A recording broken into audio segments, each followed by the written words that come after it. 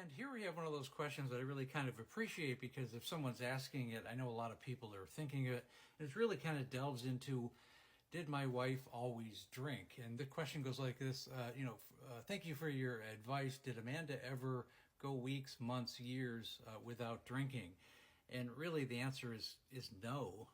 She never really went any length of time. Now, there were periods in her life in the earlier stages, which are fairly normal, where she might have gone a few months, but we're talking about the early 1990s. I mean, 20 years before the issue really got crazy.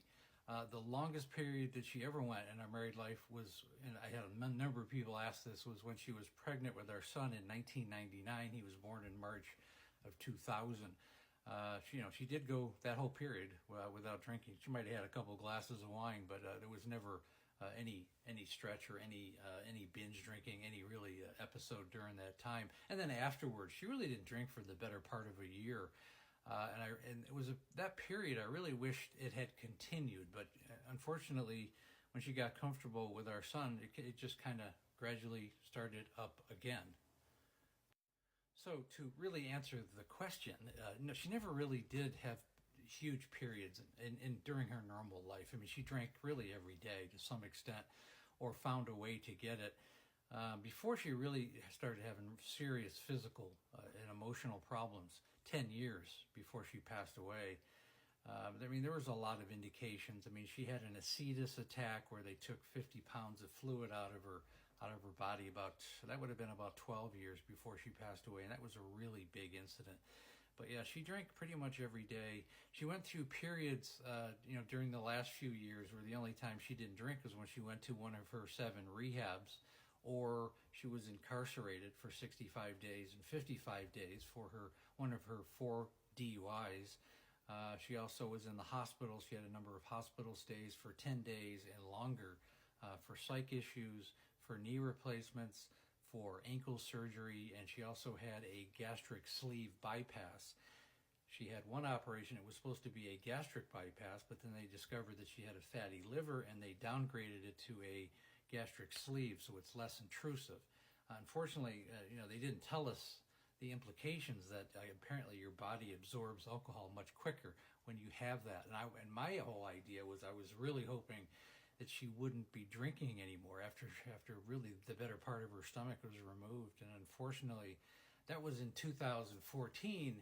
And I think that after that operation, it really began to escalate. Her drinking escalated for sure. And since then, a lot of people have asked me about her gastric sleeve bypass. And I think there was an element that made it, that was a catalyst for her to drink more. The thing is, she was already very much into a stage 3 alcoholic by the time she had the operation. I mean, this is 2014. She'd been drinking pretty heavily by that point. I think it added to it. Now, if she had had the operation, I think she still would have had the issues that she had. The ending might have been a little bit longer, but she always drank, and it escalated. I mean, she was a classic case of stage 2. Discovering probably long before she met me, she was a stage 1, where you're exploring different alcohols, wine, beer, spirits. Stage 2 is probably when I met her, when she was really in a consistent basis. I mean, she drank wine because it was family culture, and I know she definitely had a hereditary issue. It ran in her family. And then, she was stage 3, like most people are in stage 3 for the longest, where they really are, their life really does center around alcohol as a reward system every day of their life, and it becomes part of their physical, mental, and psychological makeup and their identity. Stage 3 is by far the longest stage, and then you go into stage 4. Unfortunately, Amanda's stage 4, which I've very much well documented on this page. You can look for those. Things like driving through the front of the house, having 4 DUIs, just being really out of control, stealing alcohol, stealing cars, stealing money, just all the craziness that she did. And that's a stage 4 alcoholic, when your life is completely consumed with alcohol, finding it, getting it, drinking it, and recovering from it. That becomes your life, and it's really an impossible situation for everybody in your life. So I hope that, really answers the general question. Alcoholics in general, they don't stop, because I even had family members saying, is she drinking again? I'm like, what do you mean again? It doesn't stop. You don't stop, not normally. Not if unless you get into recovery. And even then, unless that takes and you do the follow-up work, it's going to continue.